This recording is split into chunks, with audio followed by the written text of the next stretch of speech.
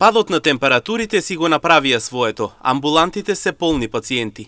Повторно се вратија горнореспираторните инфекции со покачена температура, кашлица, болка во грлото, малаксаност, но и промелив крвен притисок.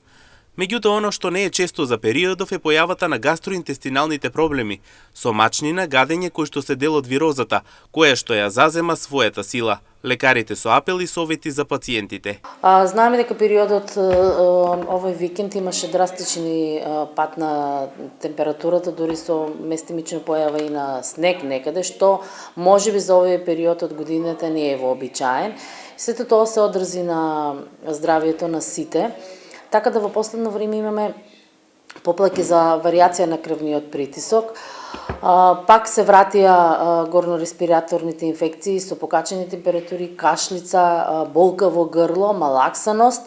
Меѓутоа, нешто што можеби не е често за овој период е појавата на гастроинтестиналниот тракт со појава на гадење, мачење, како дел можеби од симптоматологијата на вирозата што во овој период започна повторно својата сила да ја зема. Се надеваме дека нема да трае долго. За пациентите и понатаму се препорачуваат топли напитоци, мирување додека се намалат симптомите.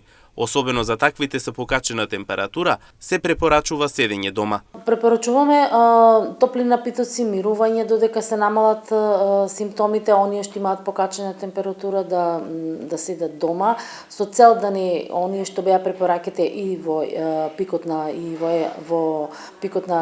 грипот, за полесно да ги поминат симптомите. Таму каде што имаме потреба или ние како лекари се сомневаме на бактериска инфекција, секако ќе добијат соодветна терапија. Во затворени простори, оному каде што не се проветрува, знаеме дека трае школската година, наредната недела ќе почнат великденскиот така подолг период.